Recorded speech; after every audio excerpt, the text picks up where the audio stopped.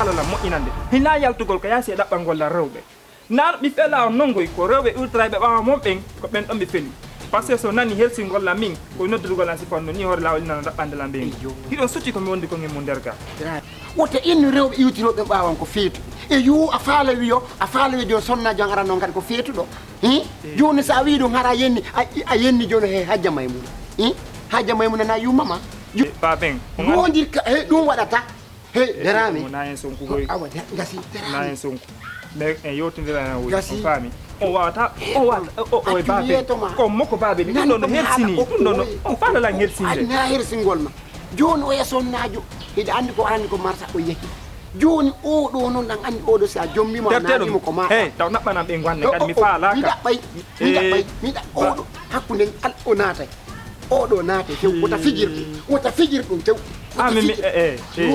babe sai be mawbe nder jano yawade lan ko angol parce que mo wolantama ko a jabata si a jabali haalanka da sudo goddo teddinte ko fiyonde mawdo jono yawade e ngure man fop no yawima ko an darne suudu ko an jombi be naadi ko an jombali il faut be yawade a teddine ko ngol langol drami sa teddina la marsata non o wolata ha mi wada de dum don ko mi woni do ko anini lanko be mi wondi ben do on fami donc si don fala la wallude hote si on hoti après be do kadi hediti ben do be ndara fere no be hotira kono don do onon don jinde do nyande be ça fait don dabbande lanko dépenser te mi hota onon kadi yo ko mi jombam ma ko odo biditida dum non ko dépenser e mawdoji ardaga hebi duubi jellu ben no der ga be jomba ben a ben hotade ko min hota min bemma jarame a falama da yawa kono mba men do kono do ala mo inanande kono do ala mo inande kono kadi si on darki kadi non ha fi gaw kadi bonata ko dum falon ko bonu de joni de mawdoji de geride yalta der ga ko sen yota famode mbabe so famode ta mi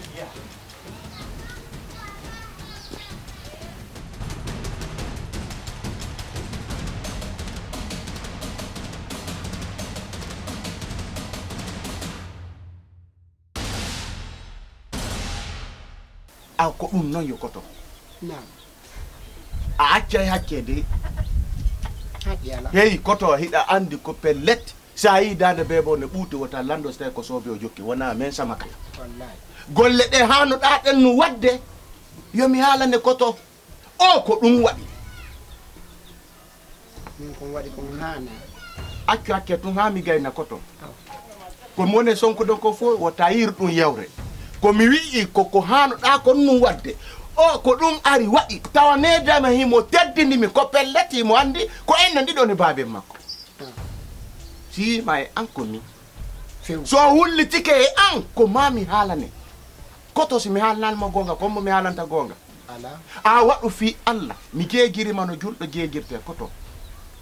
yande fi Allah accu yandi uttina bernde o yande wata bonna mo ko jokki kon fo ene koto ko yiyata ko on hettide be ngure makko den kon a wawata mo wajade a wawata mo okkude e feere koko miijida kon tum falda yaltintinde e kene koto hakkunde ma yalla e ko honnum wadi yo ko satti he to honnum wadi yo ko satti e yo min ko bonnere anden o yi o yali bonnere mawdoje wonde de der ton bonnere anden o yi bonnere wonde de der ton o yali Allah ene koto mi nana be wiya debbo no nawla debbo kono gorko kadi nawla fe intina sharia nawlengu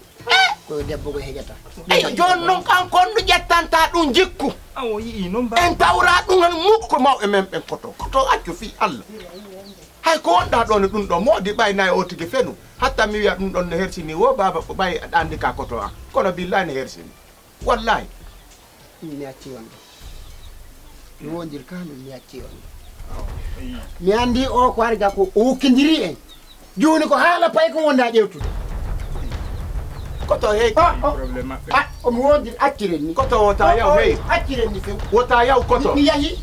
kodi wota yaw mi yahi ko hala pay ko wota dogu ko mon ma yewtude kon koto wota dogu andu kumpay ko wodi kon ko gonga wota yahu ngasi ko ayo baba hey kam wota seytin few mi andi ne ɗe e ngal ɗo fuytere makko ba warata bobo kono nde ɗenƴina komi bappa ma anani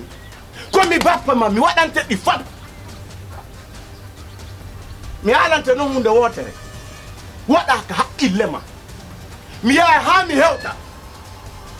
kono si mi yehi mi hewti kala komi fuɗɗi to magara ko hirɗa law wo wota sa wi lan bappa konngol gotol bappa ko ɗum ɓuri e teddude si mi huɗima mi wondire Allah e malaka si yi'ima janggo ñawatama papa min mi haccita on few par ce que ɗo baba men ɓe jaɓata haalanede ko ɗum probléme maɓɓe ɗum ko ɗum fof min wadde ka suuto min ɗo min mi ukkota kakkude mum ɗon ko mi ari koyo koyo wallan nde min ko ɗum arani ɗo wata ukko hakkude amen nani ɗum noon mi nani wata ukko hakkude amen nani mi wola woni kawtal ngal ne gentila ko si mi yehi ɗo e ngal ɗo mi e koto ko billahi walla min change ko foni so ɗum woppi e mi puucu bare imo yaha ɓutti ɓernde ma nde nani papa mi yami ɗo hooli e bappa hakkude hey kam sa yi miɗe jala ɗo sikka ko saba kala mo nde jad